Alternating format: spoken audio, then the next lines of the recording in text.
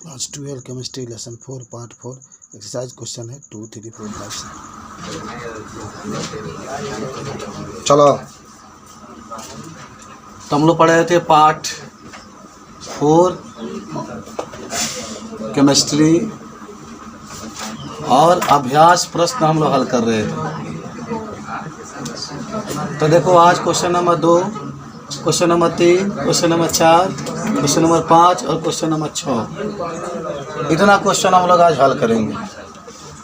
समझ रहे हो? ब्लैक बोर्ड पर देखो, एकदम ब्लैक बोर्ड पर देखो। 2, 3, 4, 5, 6 हल करना, एकदम कोशिश करो समझने की। देखो क्वेश्चन नंबर 2 हमारे पास क्या कहता है, जा सकते हैं।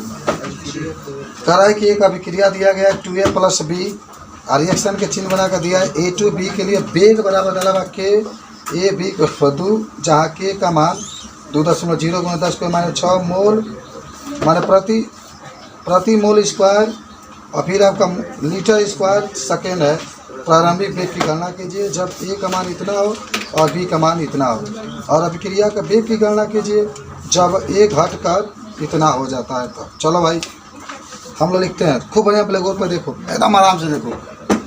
दूसरा क्वेश्चन हल करते दिया है 2A, देखो रिएक्शन में जो आपके पास दिया है 2A + B और लिखा गया है A to B, 2A + B और क्या लिखा है A to B।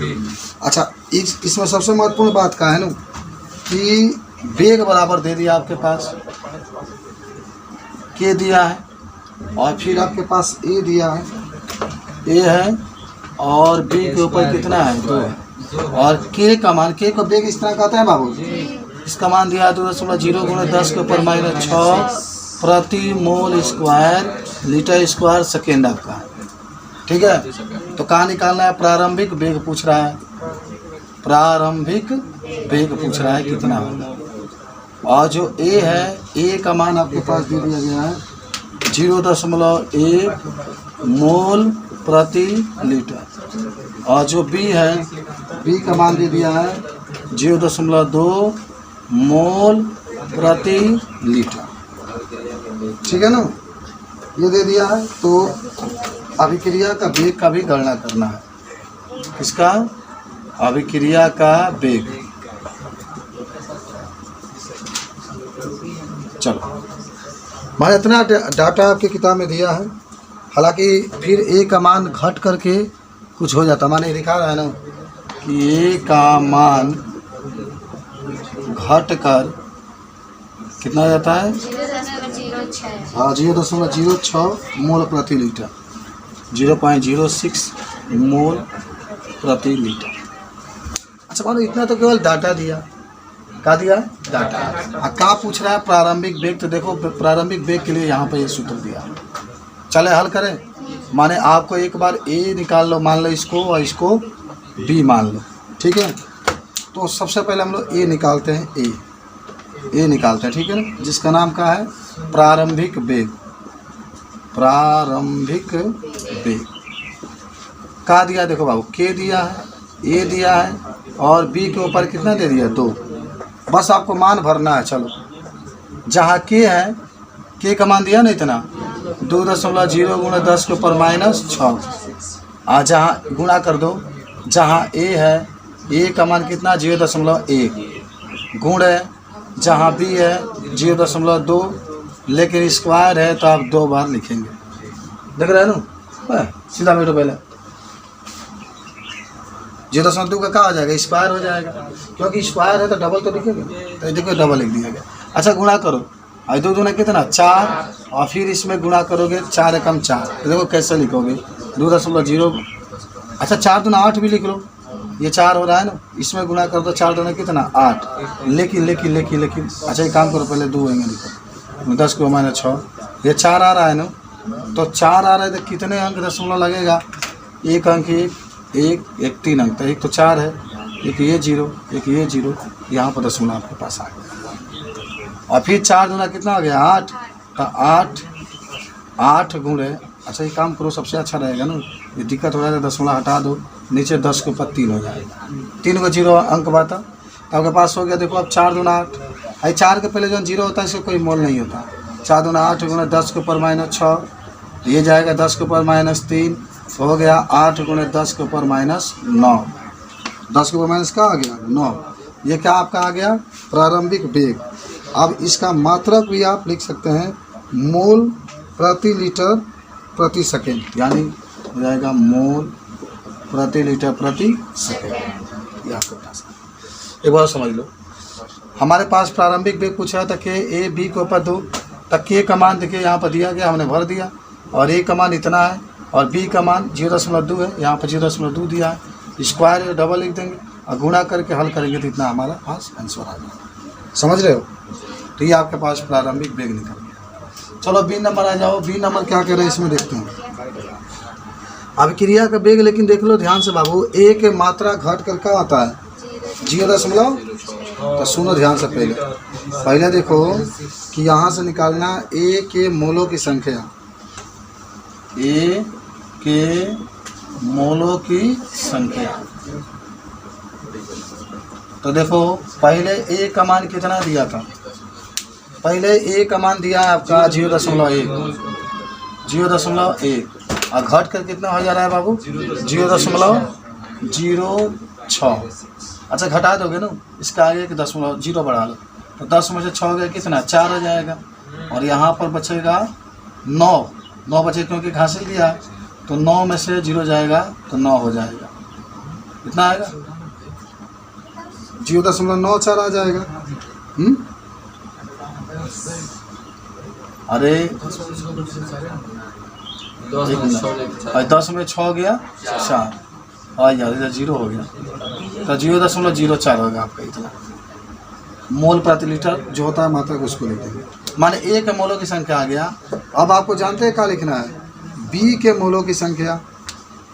समझ रहे हो ना, किसके मोलों की संख्या बी के मोलों की संख्या।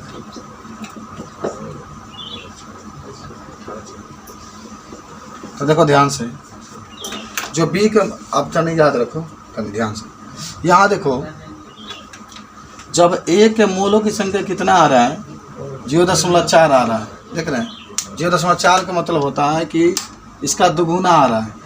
रिएक्शन में हो ए के मोलों की संख्या क्या है आपका A2 है ना, तो A2 का मतलब हुआ कि ए का जो मोलों की संख्या है 0.04 आ गया, ठीक है। तो अगर आपसे कोई पूछे कि बताओ बी के मोलों की संख्या कितनी होगी, तो ए का आधा होगा। देखो ए के नीचे 2 लिखा है, ए के नीचे 2 का मतलब है भाई ये अगर के मान 10 बा तो बी का मान क्या होगा आधा होगा, खाली बी आपका है अकेले है तो 5 हो जाएगा। तो यहाँ पर अब लिखिएगा बी के मोलों की संख्या, तो 0 कितना है 0.4 है, और इसका आधा होगा 2 से भाग देते काट दो 2 तो आ जाएगा 0.02, इतना आ गया। क्या पूछा आपसे पूछा जा रहा है क्या चीज़, अभिक्रिया का वेग न पूछा जा रहा है, तो लिख लो अभिक्रिया का वेग कहा जाएगा, अभिक्रिया का वेग। सूत्र दिया है के लिखा है, फिर ए लिखा है और फिर बी के ऊपर का लिखा है 2 लिखा है। समझ रहे हो? अब क्या लिखेंगे, के का मान आपके पास मौजूद है, रख दो। के का मान दिया है यहाँ पर 2.0 10 के ऊपर -6, ये लिख दिया हमने। और ए हमको मालूम हो चुका है क्या आया है 0.04, बी आपको मालूम हो चुका है 0.2 गुणा 0.2। चलो गुणा करो, देखो ये 2 दूना 4, 4 चौक कितना हो जाएगा 16।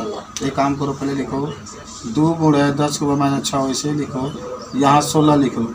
और देखो 2 अंक ये है, 1 अंक ये, 1 अंक 4 अंक हो रहे हैं ना, तो 10 के ऊपर 4 नीचे लिख लो, ठीक है।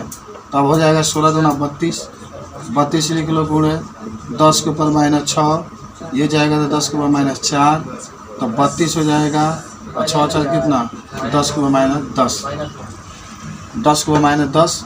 और इसका भी मात्रा वही होता है मोल प्रति लीटर इंटू सेकेंड। ओके, किस तरीके से हम लोग इसको हल कर सकते हैं? क्या कर रहे हो? ये कौन पढ़ेगा बताओ, कौन पढ़ेगा? इस तरीके से आप इसको हल करें, ठीक है, बना लोगे। और सब विधि में इसे लगा। तो ये सवाल नंबर आपका 2 था। लिख लो, तो लिख लो।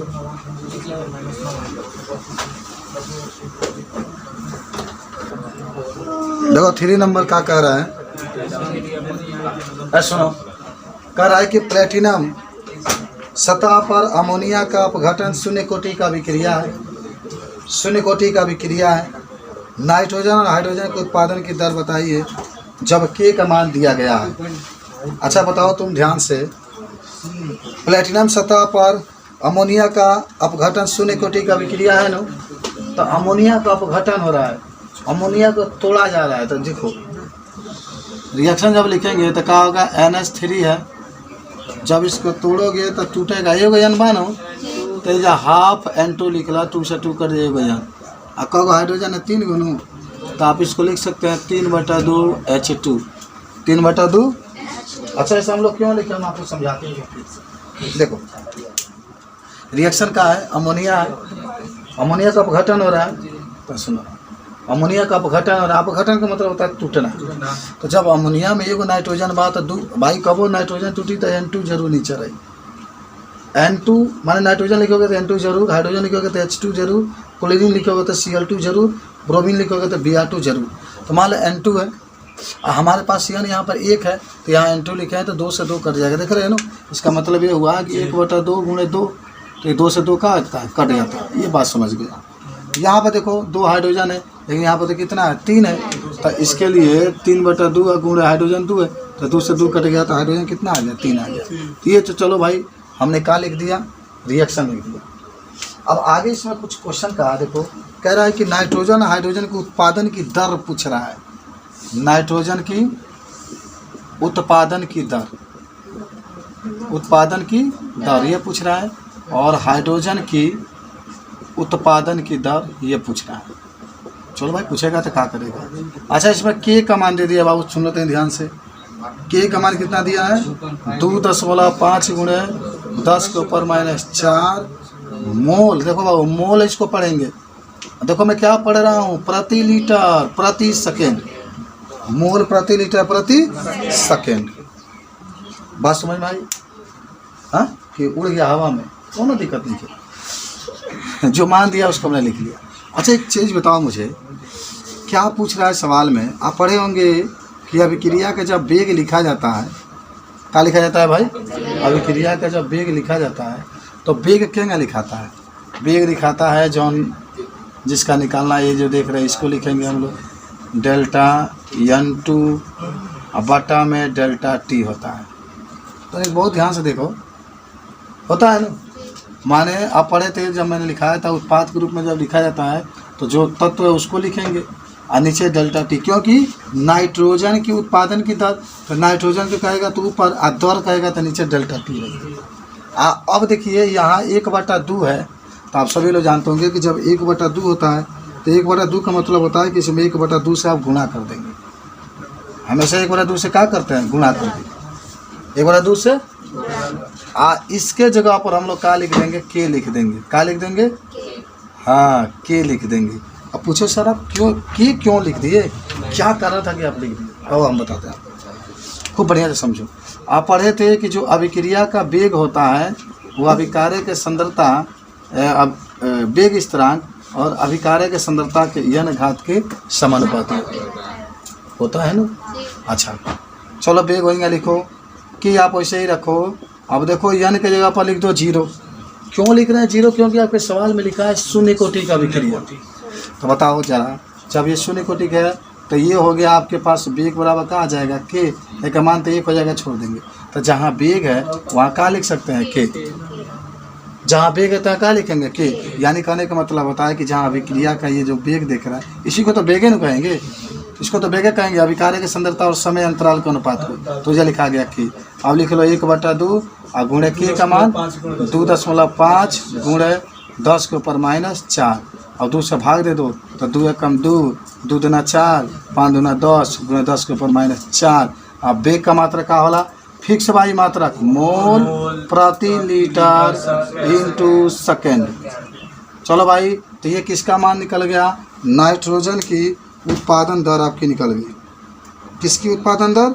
नाइट्रोजन की उत्पादन दर आपकी निकल गई। अब किसका निकालना है? हाइड्रोजन का। किसका? तब पहले लिख देते हैं यहाँ पर हाइड्रोजन की उत्पादन दर। उत्पादन निकली सर जी मोल के। क्या हुआ? मोल के बीमा कैसे निकली? मोल के बीमा कहाँ होता है? मतलब बीमा निकाला के चार्ज ला मोल पर। अरे यार यहाँ बीमा निकालना होगा तो मोल का छोड़ देते हैं, इसका कोई बीमा नहीं होता। लीटर का यल पर 3 हो जाएगा। अरे लीटर आयतन का मात्रक होता है ना, लीटर आयतन का मात्रक होता है, तो वो आर क्यों लिखते? यल 3 आ जाएगा इसके जगह पर, और सेकेंड के जगह पर आपका टी हो जाएगा। मतलब केमिस्ट्री पढ़े तो बीमा क्यों इसमें? कुछ नहीं होता, क्या कहेगा? फिजिक्स में बीमा पूछा जाता है, केमिस्ट्री में थोड़ा बीमा आता है। चलो, हाइड्रोजन के उत्पादन की दर होगा, तो हाइड्रोजन के उत्पादन की दर में क्या लिखेंगे? जरा देखो, जरा ध्यान से, डेल्टा एच बटा डेल्टा टी, क्या लिखाएगा ना? जैसे और इधर लिखते हैं डेल्टा एच बटा डेल्टा टी, लेकिन इसके आगे किससे गुणा होगा? 3/2 से। क्यों? देखो, क्योंकि 3/2 है। और अभी आपको जस्ट बताया गया है कि जहाँ ये है उसके जगह पर क्या लिखेंगे? के हमेशा नहीं लिखा था, शून्य कोटि का अभिक्रिया बा, इसलिए। चलो अब 3/2 ऐसे ही लिखो। जहाँ के है, के का मान दिया है 2.5 गुणे 10 के ऊपर -4, और 2 से काट दो इसको, 2 कम 2 इतना, अब गुणा करोगे 25 × 75, और 3 कम 3 3.75 गुणे 10 के ऊपर -4 मोल प्रति लीटर इंटू सेकेंड हो गया, बन गया। बात समझे हो? हाँ, इस तरीके से लगा सकते। चलो अब आते हैं क्वेश्चन नंबर, पहले देख लो तब उतारना। क्वेश्चन नंबर 4 आ जाता है। चलो, प्रश्नावली 4 नहीं मानी, आपको 4 को हल करना। 4 को क्या करना? देखो कैसे आप हल करेंगे। 4 को हल करने के लिए एक तरीका आपको पहले बता दें, का लिखा है, प्रश्न पढ़ते हैं। पढ़ें। कह रहा है कि डाई एथिल ईथर के अपघटन में मेथेन, हाइड्रोजन तथा कार्बन मोनोऑक्साइड बनते हैं। इस अभिक्रिया का वेग समीकरण इस प्रकार है, वेग बराबर के और CH3O CH3 के ऊपर 3/2। तो सुनो ध्यान से, कहता है कि अभिक्रिया का वेग का अनुगमन बंद पात्र में बढ़ते दाब द्वारा किया जाता है। अतः वेग समीकरण को डाई मेथिल ईथर के आंशिक दाब के पदों में भी दिया जा सकता है। एक और आपका लिखा है वेग बराबर के, पी लिखा है CH3O CH3 के ऊपर 3/2। अब सुनो ध्यान से, यदि दाब को बार में तथा समय को मिनट में मापा जाए तो अभिक्रिया के वेग और वेग स्थिरांक का इकाई क्या होगी? अभिक्रिया का वेग पूछ रहा है और क्या पूछ रहा है? वेग स्थिरांक का मात्रा। बहुत ध्यान, इस सवाल में कुछ बाना, सीधे नीचे आ जाओ और सब छोड़ छाड़ दो, बस इतना जानो का दिया है। बताओ, सवाल में आपका दिया है दाब का मात्रक, का दिया है बाबू? दाब का मात्रक का दिया है? बार, यानी जहाँ दाब होगा तहाँ बार लिखेंगे। समय है, और समय का मात्रक का दिया है? समय का मात्रक मिनट दिया है। समय का मात्रक का दे दिया, का निकालना है। एक बार कह रहा है कि वेग का, अच्छा इकाई जहाँ होगा, इकाई का मतलब मात्रक होता है, कहें कि इकाई को भी अंग्रेजी में यूनिट कहते हैं और मात्रक को भी यूनिट कहते हैं। उसके बाद से आपसे पूछ रहा है वेग स्थिरांक का मात्रक। ये सवाल का पूरा कंप्लीट जो डाटा है वो रहा।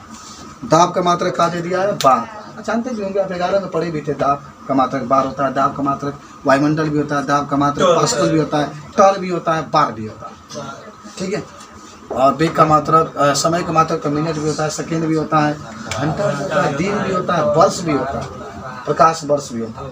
खैर, तो वेग बराबर आपका एक सूत्र होता है, याद करेंगे और आप पढ़े भी होंगे, वेग बराबर आंशिक दाब, आंशिक दाब या दाब बटा समय कहते हैं। सब लोग याद किए, सब 11 में पढ़े थे आप। चलो भाई, दाब का मात्रक का लिख लो बार, और समय का मात्रक मिनट, तो निकलता गया इसका मात्रक बार प्रति मिनट। ए बाबू, जब नीचे बात ऊपर जाएगा तो माइनस हो जाएगा, बार प्रति सिंपल दाब का। अच्छा इधर आ जाओ, अब आते हैं, ये तो ए नंबर मान लो। बी नंबर में आपसे पूछ रहा है वेग स्थिरांक का मात्रक। किसका? वेग स्थिरांक का मात्रक। तो बता दो वेग स्थिरांक का मात्रक क्या होगा। तो इसको भी मात्रक अगर आपको निकालना है तो कैसे निकालेंगे? वेग स्थिरांक बराबर होता है, देख लो, वेग बटा, देख लो ध्यान से, वेग बटा जो दाब है वह होता है। वेग स्थिरांक बराबर होता है वेग बटा दाब, वेग बटा, अच्छा दाब आपका दिया था ना, देखो ना, पी लिखा हुआ CH3O के ऊपर 3/2, तो दाब के ऊपर 3/2 लिख दो। दाब के ऊपर कितना लिखा गया? 3/2। वेग बटा दाब होता है वेग स्थिरांक है। अब वेग का मात्रा क्या निकाले हैं आप? क्या निकला है? बार प्रति मिनट। चलो लिख लो, बार इंटू मीटर पर माइनस। और दाब की मात्रा क्या होगा भाई? फिर दाब का मात्रा बार होगा ना, बार के ऊपर 3/2, तो आई जगह बार हाई बार जन जा रहा है इसके ऊपर -3/2। हाई आपका मिनट है, मिनट पर -1, तो ये होगा बार लिखो, 1 लिखो, -3/2 लिखो, या मिनट लिखो, इसके ऊपर -1 लिखो, बार लिखो, हाई 2 -3/2 लिखो, हाई मिनट लिखो, इसके ऊपर -1, तो बार के ऊपर -1/2 और मिनट के ऊपर -1, ये हमारा आंसर है। अच्छा, बहुत सिंपल सवाल था, बस आप किताब पर ही फार्मूला लिख लीजिएगा, इसी से बता दीजिएगा, बात समझ रहे हैं। चलो आ जाओ 5 नंबर सवाल के पास। 5 को हम लोग क्या करते हैं? हल करते हैं। रासायनिक अभिक्रिया के वेग पर प्रभाव डालने वाले कारकों। हाँ, बहुत सिंपल सा क्वेश्चन है भाई। रासायनिक अभिक्रिया के वेग पर प्रभाव डालने वाले कारक, तो क्या लिखोगे? रासायनिक अभिक्रिया के वेग पर प्रभाव डालने वाले कारक। कितने कारक होंगे? आप सभी लोग पढ़े भी होंगे। कारक में 1 2 3 4 5। पहला आपका था अभिकारक की सांद्रता, याद करो, अभिकारक की, और मैंने बताया था कि जब अभिकारक की मात्रा, सांद्रता की मतलब मात्रा बढ़ाते हैं तो अभिक्रिया का वेग क्या होता है? बढ़ जाता है। दूसरा आपको बताए थे ताप का प्रभाव, ताप बढ़ाते हैं तभी अभिक्रिया का वेग क्या होता है? बढ़ जाता है। तीसरा पढ़े थे दाब का प्रभाव, दाब भी बढ़ाते हैं तभी बढ़ जाता है। और चौथा पढ़े थे उत्प्रेरक का प्रभाव, उत्प्रेरक का प्रभाव। और एक और आप बता सकते हैं कि अभिकारक के पृष्ठीय क्षेत्रफल का प्रभाव, अभिकारक के पृष्ठीय क्षेत्रफल का प्रभाव। ठीक है, तो क्वेश्चन नंबर 5। अब आते हैं क्वेश्चन नंबर 6 के हल करते हैं हम लोग। तो आज हम लोगों ने 6 क्वेश्चन को सॉल्व किया। ठीक है, 6 नंबर क्वेश्चन हल कर लोगे? छोड़ दें? हाँ, समझा देते हैं, लगा लेना। कह रहा है किसी अभिक्रिया के लिए एक अभिक्रिया द्वितीय कोटि का है बाबू। अभिक्रिया का ना कोटि के बाद अभिक्रिया का वेग कैसे प्रभावित होता है यदि एक बार अभिकारक की सांद्रता दोगुना कर दी जाए और एक बार अभिकारक की सांद्रता आधी कर दी जाए। एक काम करो, यहाँ पर बता रहे हैं, मिटा दे इसको, एक भी नहीं लिखे हो। ठीक है, तो समझ लो यहीं मतलब सुनो, अभिक्रिया का जो वेग है वह कौना कोटि का है? द्वितीय कोटि का। पहले समझ लो 6 नंबर क्वेश्चन एकदम अच्छा समझो। अभिक्रिया का जो वेग है वह द्वितीय कोटि का है, तो इसके ऊपर 2 लिख दो। ठीक है, अच्छा, ए नंबर क्वेश्चन को हल करना है और फिर बी नंबर को। ए नंबर क्या कर रहा है कि जब अभिकारक की सांद्रता को दोगुना कर दें, क्या कर दें? तो सुन लो बाबू, वही समीकरण नंबर 1 ऐसे ही रख लेना, इसको जो दिया है। सुनो, हाई वेग वैसे ही लिखो। ठीक है, एक काम करो, ये वेग को आर मान लो और इसको आर डैश मान लो, के वहीं रखो। अब क्या कह रहे जानते हो? ये नंबर ये कर रहा है कि अभिकारक की जो सांद्रता है दोगुना कर देते हैं। तो जहाँ ए है तहाँ 2a लिख लो, तो 2a का वर्ग, तो के वैसे ही रखोगे तो 4a का वर्ग हो जाएगा। दोगुना करे इसलिए 2a। अब सुनो पूरी ध्यान से। अब जहाँ देखो, जहाँ के ए स्क्वायर है, कहाँ है? के स्क्वायर है, 4 वैसे रखो, के ए स्क्वायर की जगह पर के ए स्क्वायर की जगह पर आर लिख सकते हैं ना। आर का मतलब क्या हुआ? यार आपका प्रारंभिक वेग है, तो जो अभिक्रिया का अंतिम वेग आएगा अब वो 4 गुना आ जाएगा। कितना गुना आ जाएगा? अच्छा, इसी में बी नंबर क्या कहता है, फिर आर डैश बराबर कह रहा है कि अभिकारक की सांद्रता को आधा कर देते हैं। अभिकारक की सांद्रता को क्या कर देते हैं? आधा। तो अगर पहला ए है तो दूसरा ए बटा 2 हो जाएगा ना, आधा इसका वर्ग। तो कह रहा है कि के हो जाएगा और ए स्क्वायर बटा में 2, तो 4 होगा, 2 नहीं 4 होगा, क्योंकि 2 का वर्ग 4। इसके जगह पर फिर क्या लिखा जाएगा? प्रारंभिक वेग, फिर आर लिखा जाएगा। तो माने अब क्या हो जाएगा? 1/4 हो जाएगा, 1/4 गुना हो जाता है। हो गया आंसर। ठीक है, तो नोट करो 100%।